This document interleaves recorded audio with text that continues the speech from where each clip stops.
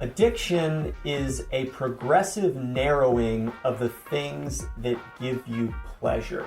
Am I addicted to stand-up comedy? Sort of. It has gotten out of control at times. I've overinvested in stand-up for sure.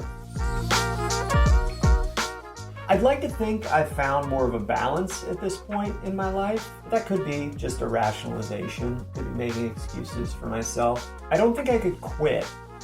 I don't think I could walk away.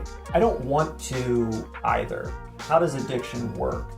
Well, it's primarily regulated by dopamine. Dopamine is a neurotransmitter. It's a molecule in our nervous systems that helps nerve cells communicate with each other. It regulates how the nerves in our brain and the rest of our nervous system talk to each other. Your motivation or excitement about any given pursuit in life is regulated by relative levels of dopamine in your nervous system.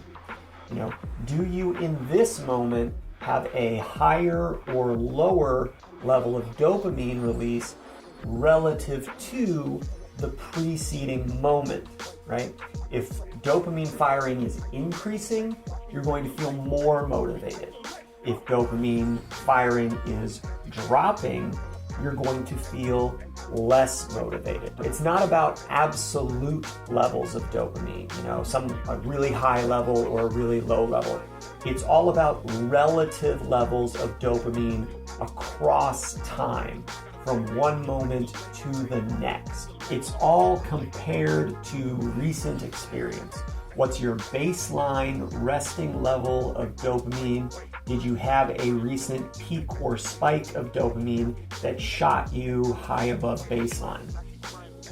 Dopamine colors and distorts the subjective experience of something to make it more pleasurable, to make it something you want more of. Often, if you're experiencing increased dopamine levels, you're also experiencing an increase in epinephrine in your body. Epinephrine is adrenaline. This is the molecule that kind of kicks your nervous system into high alert. Epinephrine by itself is more about total energy and readiness increase, readiness for action. Epinephrine is also associated with our experience of fear or anxiety. But coupled to dopamine, when you have both epinephrine and dopamine at the same time, you're more likely to feel positive, pleasurable excitement about a given experience.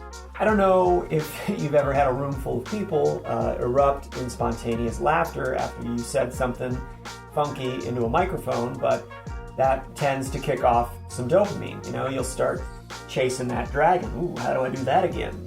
And when a joke falls flat and you bite it after just riding that high of having your previous joke or maybe a set a day or an hour before, if that material recently crushed and now you just bit the big one, that's going to play games with your dopamine system. And it kind of turns out we like that more than anything. That's our favorite thing. We like being surprised. It's really hard to maintain ever-escalating dopamine highs. You tend to run out of gas. It's not sustainable. Dopamine, it's all about wanting more. Craving more, anticipating something better just over the horizon, just around the corner. You can never satisfy dopamine no matter what you feed it, because dopamine is all about reaching for what you don't have. That's all dopamine can tell you. That's all dopamine can tell you in your brain is go get more. Now, it can tell you to hold off on getting more immediately so that you can have the opportunity to get even more than that in the future. Dopamine can tell you to wait patiently if there's an even bigger payoff available later on. Our dopamine circuits are complex enough to handle that, but dopamine isn't going to behave unless it feels, it knows that it thinks it's getting a better deal, that's coming up later. So here's why dopamine is such a tricksy, devilish little imp. dopamine is all about craving. And once you get what you want, once you have that thing that you were seeking in hand, dopamine spikes up really high, but then it drops back down. And even worse, the worst part is dopamine doesn't just drop back down to baseline. It actually dips slightly below our previous baseline. And the extent to which it drops below baseline is proportional to how much above baseline it went. So the higher the high, the deeper the crash. And you gotta remember, how you feel in a given moment is all about relative dopamine levels. So after you get that big thing you wanted, you ran that marathon, your first child is born. Immediately following, you can get that lovely postpartum depression. This baby isn't as cool as I thought it was going to be. Olympic athletes, they get depressed after competing on the highest level because your dopamine levels are relatively low compared to where they were when you were seeking that massive prize at the end of the rainbow.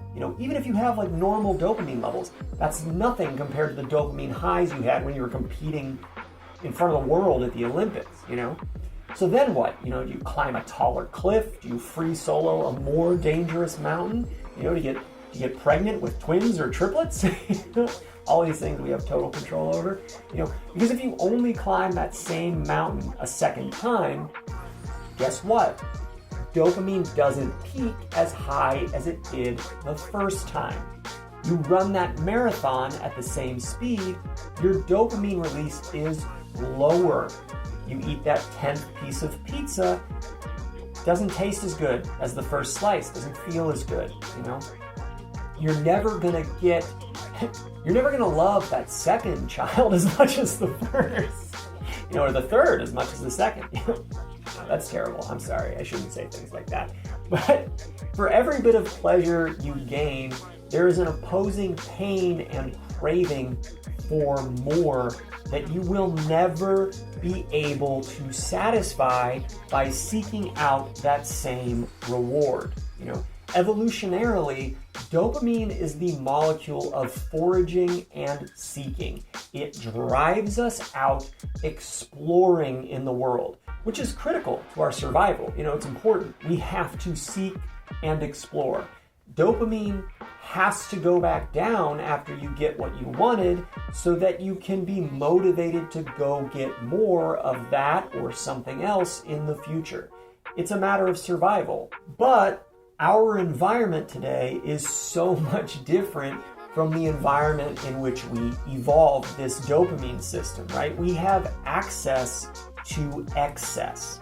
If we get hooked on something and that something is too readily available in our environment, it can take over our life, and it ends up not even being any fun in the end. Chasing an addiction, you just keep depleting your dopamine more and more. The spikes give less and less pleasure, and the valleys get deeper and harder to climb out of. This is what happens with drugs, can happen with video games, pornography, social media, stand-up comedy. And there's lots of religious and philosophical traditions that try to fight off this constant nagging from dopamine for more and more and more. Buddhism talks a lot about extinguishing craving. The Epicurean tradition in Greek thought is very similar. We have the modern minimalist movement attempting the same kind of thing. These are all methods for training your mind to not be a doormat to dopamine's persistent demands. But what if you kind of like dopamine? What if you want to keep using? What if you think you can handle it? What if you're an addict? So one of the best ways to keep someone addicted sustainably, let's say, is with what's called an intermittent reward schedule. This is what casinos use to hook people on slot machines. This is why people buy scratch-off lottery tickets. Dopamine yells at us to go exploring. And dopamine gets real excited when it finds something new. The best way to excite dopamine is to surprise it. The big jumps in dopamine and the big crashes in dopamine have to do with this concept of reward prediction error. So let's say you go out hunting and you don't think you're going to catch anything, but then a giant buck walks in front of you and has a heart attack, solves your, food scarcity problems for the next several months. Big dopamine spike, right? That's awesome. Wow, this is a really great thing just happened for no reason. Cool. But if you are accustomed to easily catching fish at your favorite fishing spot, and you go there and you fish all day and you don't catch a single fish, big dopamine drop, If you expect nothing and you get everything, dopamine loves that, right? If you expect everything and you get nothing, dopamine's not so psyched. So the best way to mess with someone's dopamine system and to keep them pursuing something for as long as possible is with an intermittent reward schedule. You're sort of hacking this reward prediction error system. It's a balance of enough disappointment that when you do win, it still hits you as a wonderful surprise, and your dopamine jumps up and says, give me more, I want some more of that. Yes, yes, yes, please, please, please. And nowadays, we have big data to analyze people's behavior at places like casinos and in video games. So people are watching us, tracking how long we use a slot machine, video games, social media, and they're figuring out how often do we need to be rewarded in order to continue playing for the longest period of time. So they might throw you a small reward every 25 or 50 times that you do a given behavior. And then about every 1,000th time you do that behavior, maybe you get a really big reward. But it's not on a set schedule.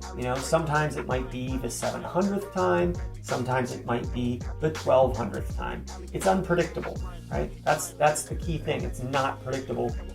So, we've got people trying to manipulate us and hack our dopamine systems to behave like they're little pawns. That's happening. How do we then hack our own dopamine system?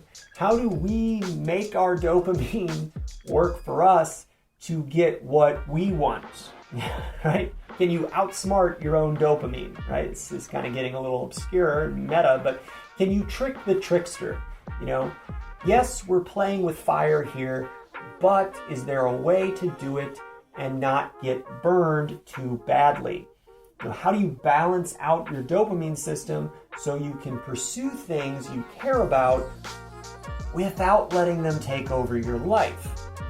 Without letting them narrow your pursuits in an unhealthy and consuming way. So, first rule of dopamine, you don't want to stack tons of dopamine into one time frame. You don't want a single experience spiking your dopamine into the stratosphere.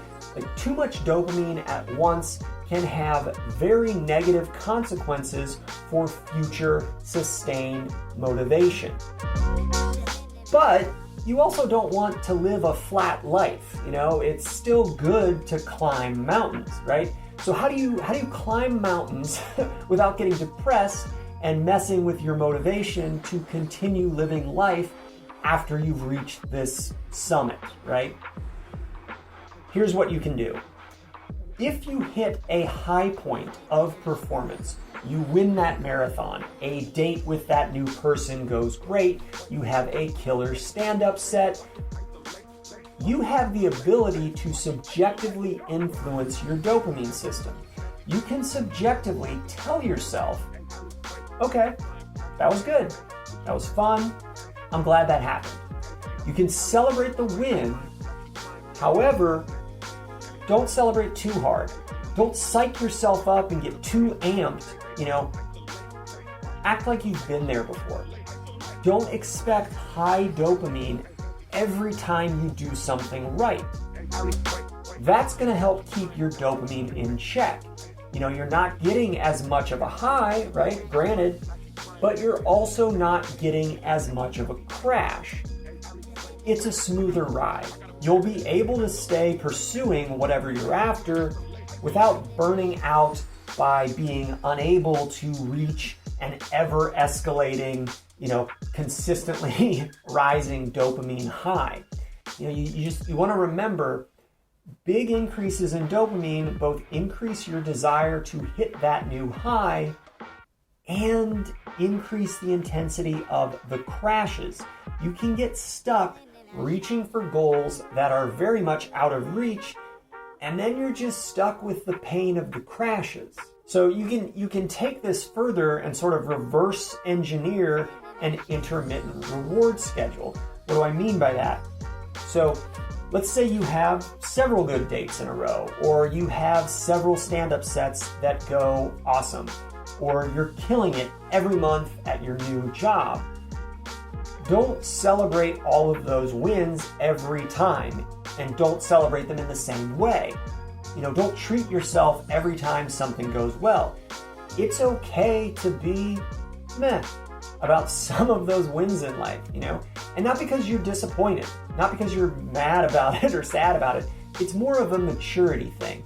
You're just doing what you were supposed to do, and you don't have to draw unnecessary attention to that. Appreciate the things that are going well, but don't go nuts about it. Let good or even great things feel a little bland sometimes. Be okay with that. And every once in a while say, you know what? Tonight feels like a night to celebrate. Crap's going really well. Let's have a little party. Go crazy. That's how you can stay steadily motivated. Random, intermittent rewards for the behaviors that you want to continue in your life. Reward good behavior, but not excessively and not every time. I mentioned Epicureanism, another Greek school of philosophy that's helpful here. You've probably heard of it at this point. It's all over the internet. Stoicism. Stoicism has become popular again because the world seems like it's gone crazy sometimes these days. There's a lot of things to be anxious about being thrown at us all the time. And, Ryan Holiday, if you've heard of him, you should check him out if you haven't.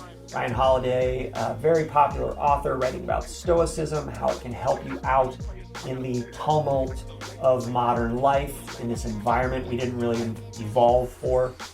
Stoicism is all about balance, not getting too riled up about anything, having very measured responses to what comes your way in life, not suppressing your emotions entirely, that's not good, but having emotional responses that properly map to the challenges that face you.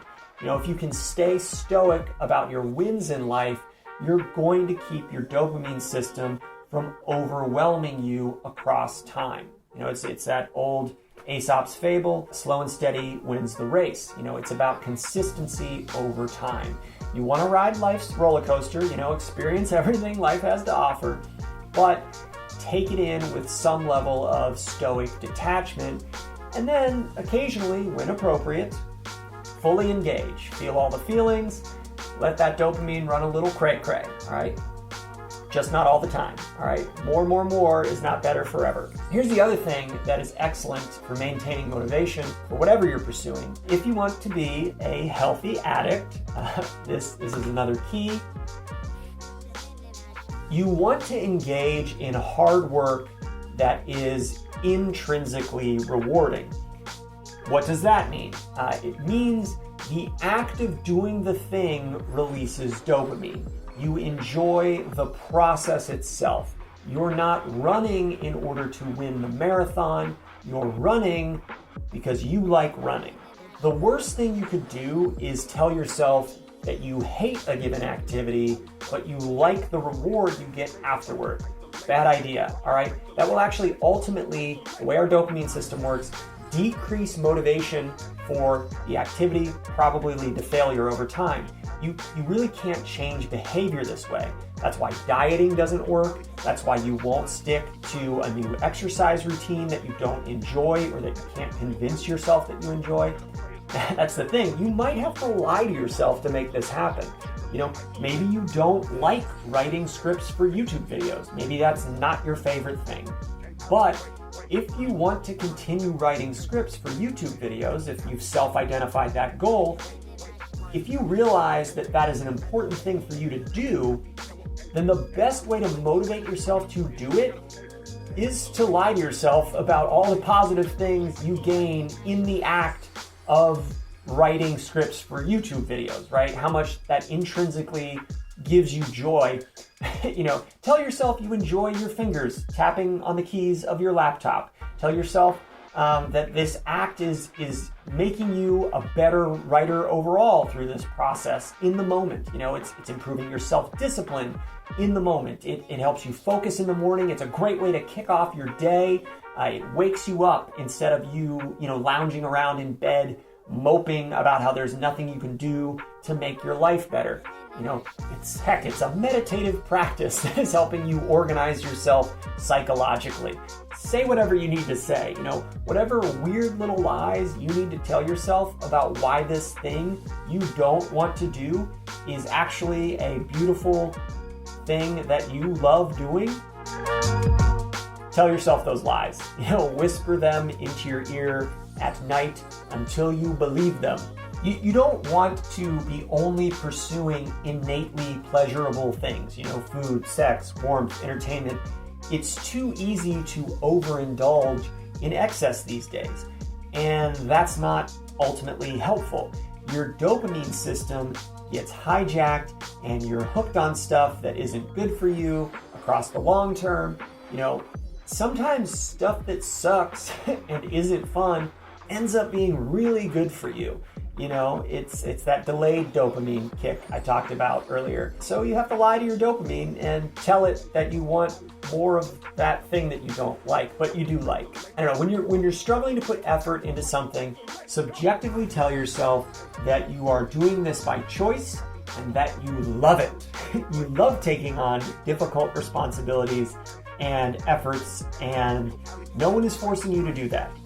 You intrinsically, genuinely enjoy it. That's what's got the best chance of giving you that steady drip of that sweet, sweet dopamine.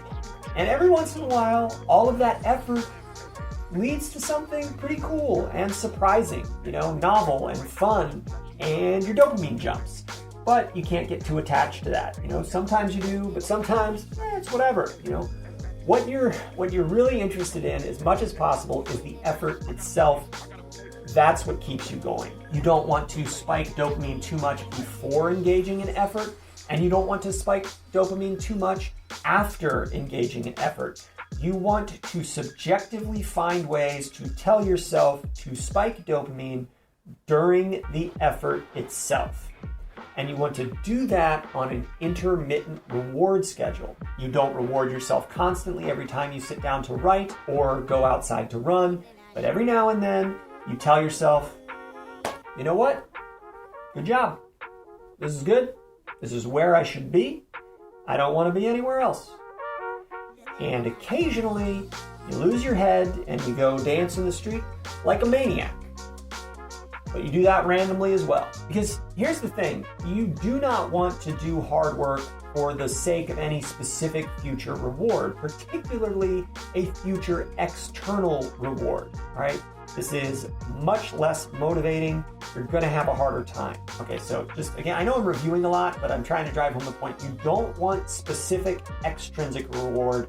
You want random intrinsic reward. It's way harder to push yourself during a run because of the pot of gold at the end of the marathon rainbow. It's too far away. You need to put the reward in the activity itself. Every step you take in this moment is a small reward, but kind of not every step.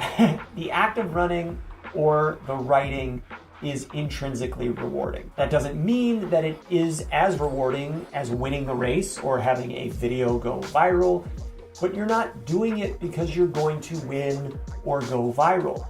You're doing it because you want to do it because it's good, even if nothing else happens. And if you just so happen to win or just so happen to go viral, icing on the cake, nice little dopamine spike. That's how you maintain optimum motivation across time. It doesn't consume you. You don't burn out. You engage in the pursuit of more at a healthy pace. You leave room to be satisfied in the moment. You step off the treadmill and appreciate life because dopamine isn't constantly barking louder and louder inside your head. And then you can hop back on the treadmill when appropriate. And I know this is like a weird video, but this is all very interesting to me because the thing I got hooked on was stand-up comedy. I'm addicted to comedy. I'm kind of boring for a comedian. I don't drink. I never have. I don't use any drugs. I never have. I don't judge anyone who does. Life is a nightmare. I understand why someone would choose to, shut it all down by blissing out on heroin or something else.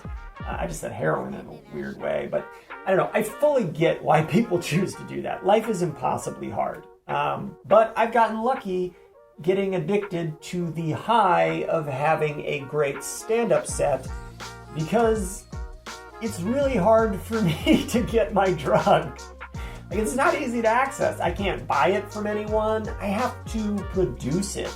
I have to put in a tremendous amount of work to get that high, and then it takes a long time before I can get it again.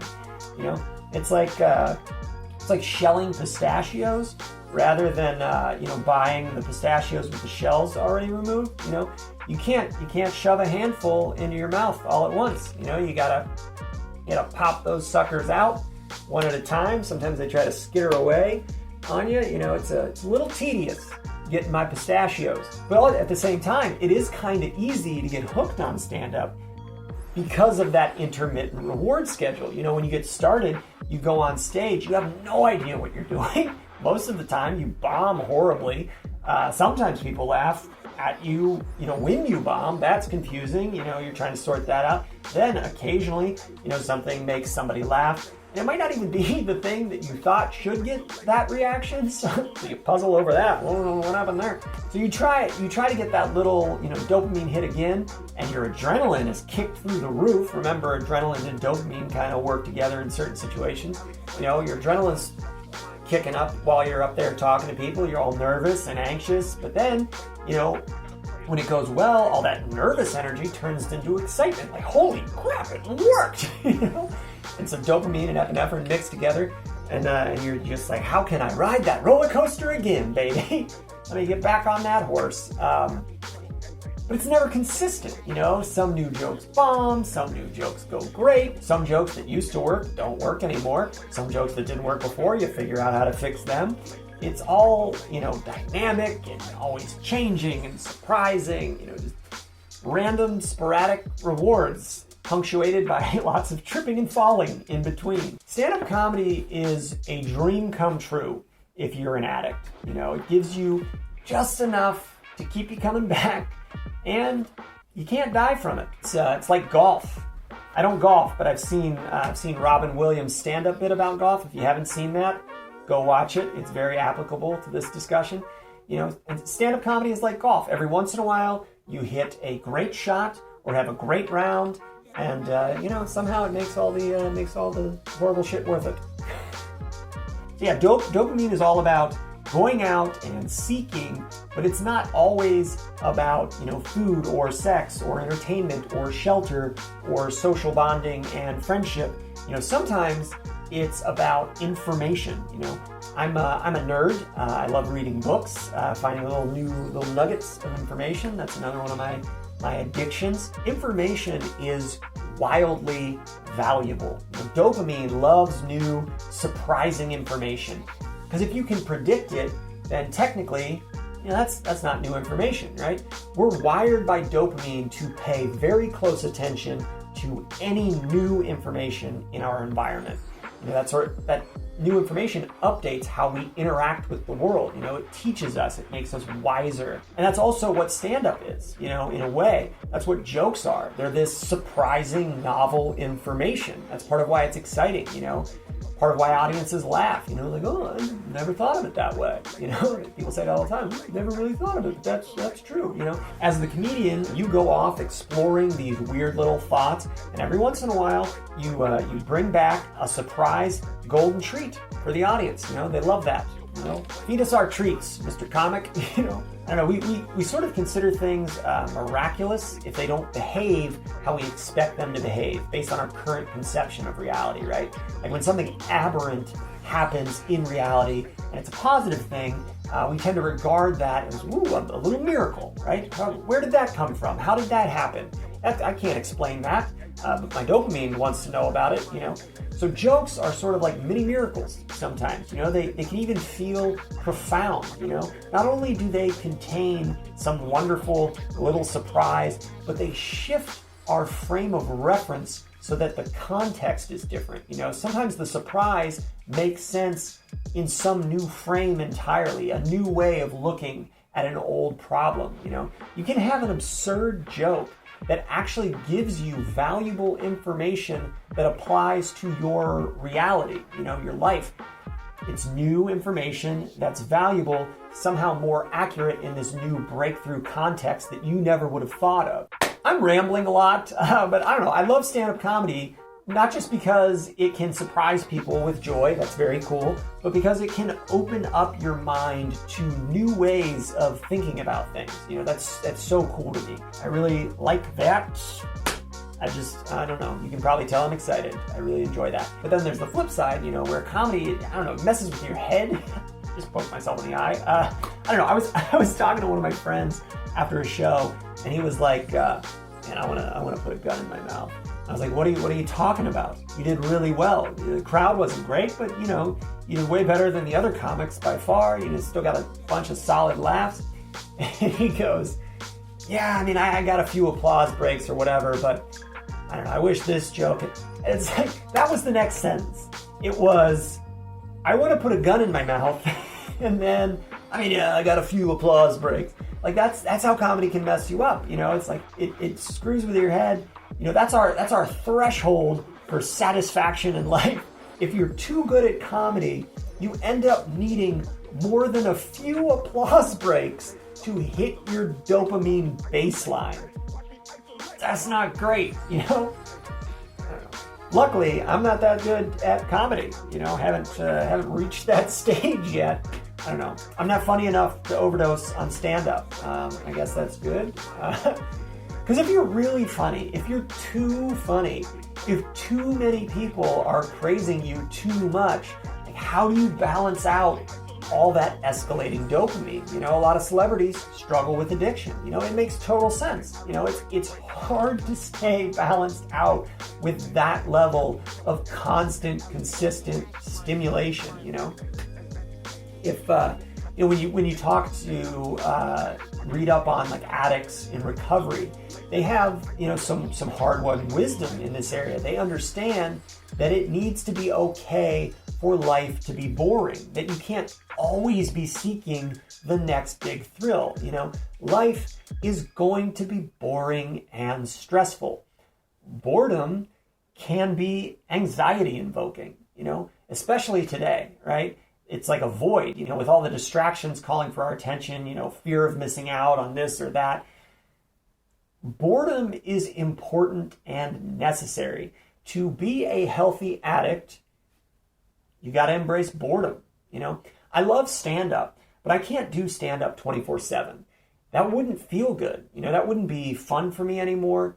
I feel like stand-up is one of my primary passions in life, but you can't focus on chasing only your passions. That really can be a recipe for disaster if you don't have something else going on in your life. And also, there really is like so much work in the world that needs to be done that people don't want to do, that people aren't passionate about. And this, I'm including myself in this.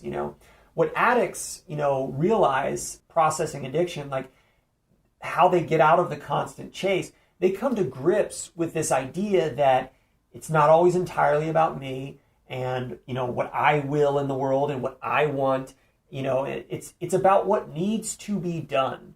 The work that presents itself in this present moment. You don't need to search for the perfect thing to go out and chase.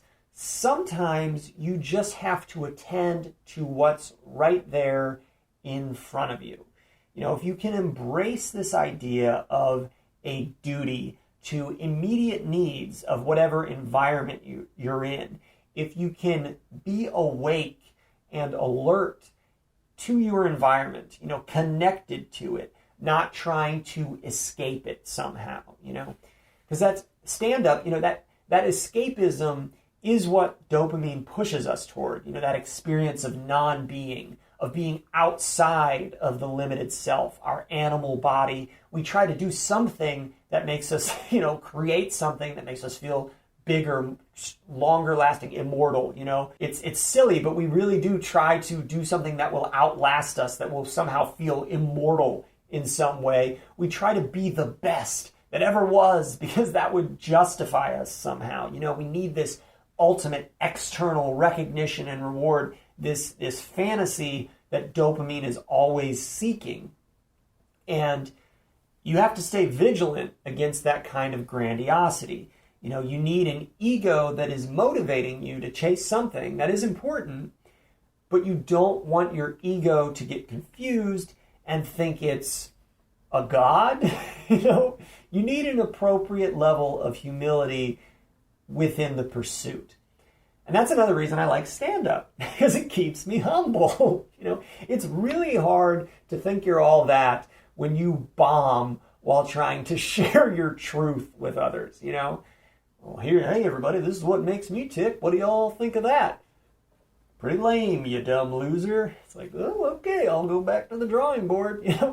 Like in stand-up, it forces you. You have to be honest. You can't lie. That doesn't work. You're going to crush yourself doing that. But also at the same time, nothing humbles you more than the truth. It's brutal. You can make some stuff up. You can be silly up there, but the emotions have to be honest. You can't fake that. It doesn't work. Like if you want to be good at stand-up, really good at it, not fake good at it, if you want to be really, really like excellent at stand-up, if that's your goal, you have to have an honest, transparent relationship with the audience, which is so hard to do. Like even if you're posturing like you're hot shit, there has to be a wink that deep down you kind of know you're an idiot. You have to properly reflect the human condition.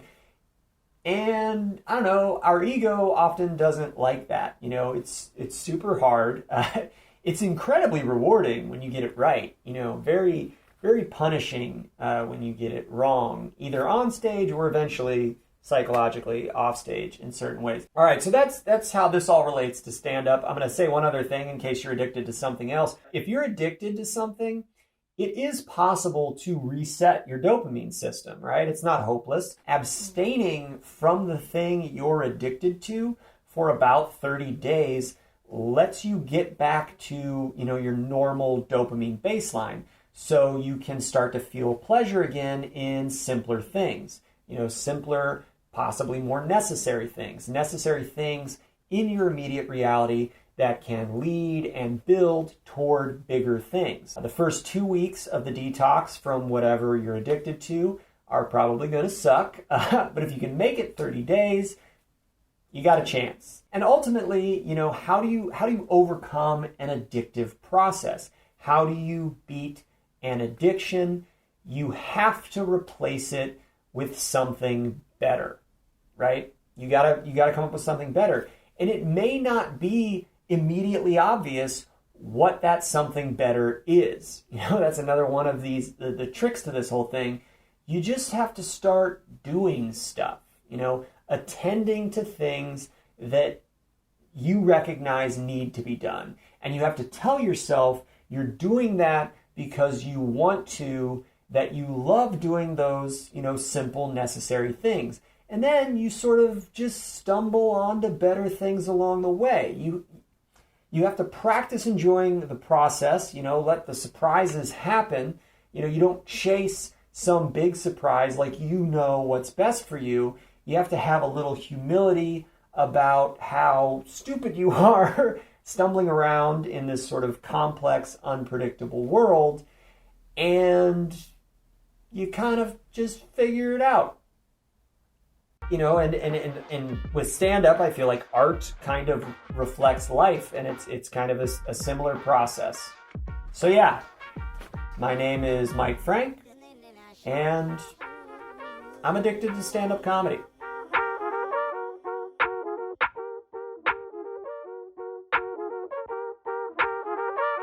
Anotherlazymillennial.